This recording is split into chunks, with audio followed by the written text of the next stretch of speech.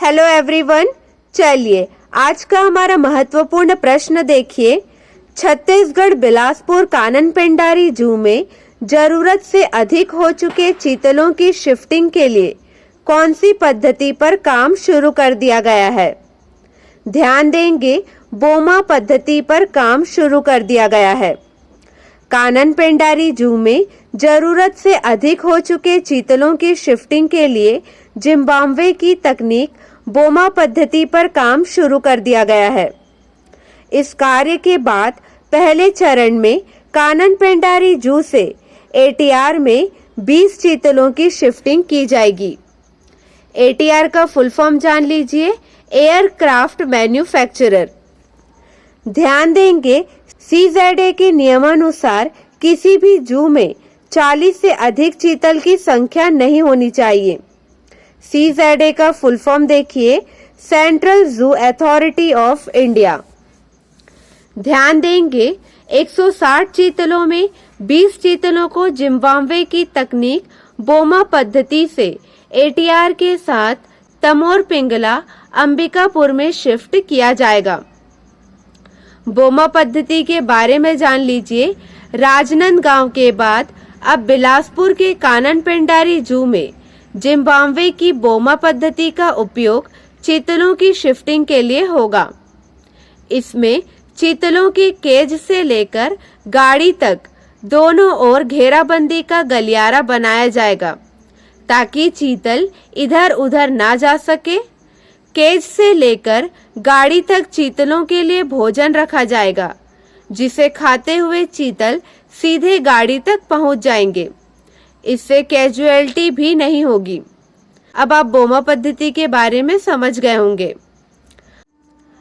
चलिए अगला प्रश्न देखिए।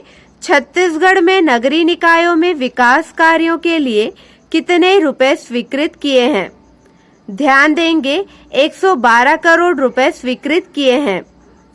छत्तीसगढ़ के नगरीय निकायों में मूलभूत सुविधाएं बढ़ाने और विकास कार्य में गति लाने हेतु मुख्यमंत्री श्री भूपेश बघेल ने नगरीय निकायों में विकास कार्यों के लिए 112 करोड़ रुपए स्वीकृत किए हैं।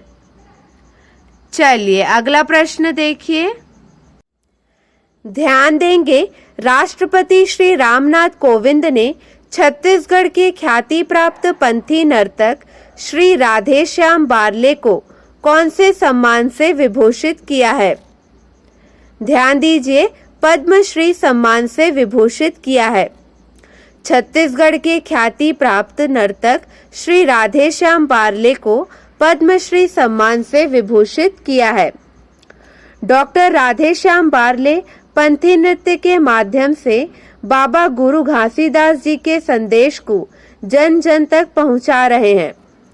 उन्होंने अपनी कला साधना से छत्तीसगढ़ प्रदेश ही नहीं अपितु देश को गौरवान्वित किया है। डॉक्टर बारले का जन्म दुर्ग जिले के पाटन तहसील के ग्राम खोला में 9 अक्टूबर 1966 को हुआ। याद रखेंगे, ग्राम खोला में 9 अक्टूबर 1966 को हुआ।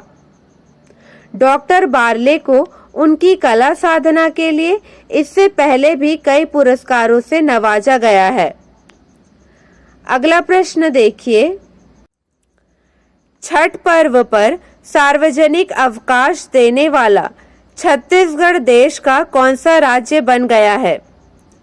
दूसरा राज्य बन गया है। छठ पर्व पर सार्वजनिक अवकाश बिहार के पश्चात केवल छत्तीसगढ़ राज्य में दिया गया है। मुख्यमंत्री ने यह बात भिलाई सेक्टर 2 में आयोजित छठ पूजा के कार्यक्रम के अवसर पर कही। ध्यान दीजिए, मुख्यमंत्री ने भिलाई में छठ तालाब के सौंदर्यीकरण और विकास के लिए 1 करोड़ रुपए देने की घोषणा की है। चलिए हम 2 क्वेश्चंस के रिवीजन करेंगे। क्वेश्चन पर ध्यान दीजिए। राज्य में 6 दिवसीय आयुर्वेद सतत चिकित्सा शिक्षा पर कार्यशाला का आयोजन कहाँ किया जा रहा है? ध्यान देंगे, रायपुर में कार्यशाला का आयोजन किया जा रहा है। शासकीय आयुर्वेद कॉलेज रायपुर में 8 से 13 नवंबर तक 6 दिवसीय आयुर्वेद सतत चिकित्सा शिक्षा पर कार्यशाला का आयोजन किया गया है। यह भारत सरकार के आयुष मंत्रालय, नई दिल्ली व राष्ट्रीय आयुर्वेद विद्यापीठ द्वारा आयोजित है। हमारा अगला प्रश्न देखिए, छत्तीसगढ़ के प्रसिद्ध सूफी गायक मदन चौहान को कौन से पुरस्कार से सम्मानित किया गया है? पद्मश्री पुरस्कार से सम्मानित किया गया है। छत्तीसगढ़ के प्रसिद्ध सूफी गायक मदन चौहान को सोमवार सुबह 11 बजे दिल्ली में राष्ट्रपति रामनाथ कोविंद ने पद्मश्री पुरस्कार से सम्मानित किया है। सम्मान प्रदान करते समय राष्ट्रपति महामहिम श्री कोविंद जी ने मदन चौहान से कहा, छत्तीसगढ़िया सबले बढ़िया। राष्ट्रपति जी द्वारा छत्तीसगढ़ दौरे के समय मदन चौहान को चक्रधर सम्मान भी प्रदान किया गया था। राष्ट्रपति के हाथों उन्हें दूसरी बार पुरस्कार मिला है। मदन चौहान को सूफी गायन वादन की खूबियों के लिए याद किया जाता है। चलिए, आपके लिए एक प्रश्न है, इसका सही जवाब आपको कमेंट सेक्शन में देना है। राज्य में लोक साहित्य, कला एवं युवा महोत्सव का आयोजन कब किया जाएगा? चलिए, कल के हमारे प्रश्न का सही जवाब देखेंगे। छत्तीसगढ़ की कितनी प्रतिशत आबादी गरीबी रेखा से नीचे जीवन यापन कर रही है? 39.93%। अगला प्रश्न देखिए, कानूनी जागरूकता पर आधारित शॉर्ट फिल्म फेस्टिवल प्रतियोगिता व समारोह 2021 तृतीय सत्र का आयोजन छत्तीसगढ़ में कहाँ किया जा रहा है? रायपुर में किया जा रहा है। चलिए, आज के लिए बस इतना ही। अगले वीडियो में मिलेंगे नए प्रश्नों के साथ। Keep watching and keep learning.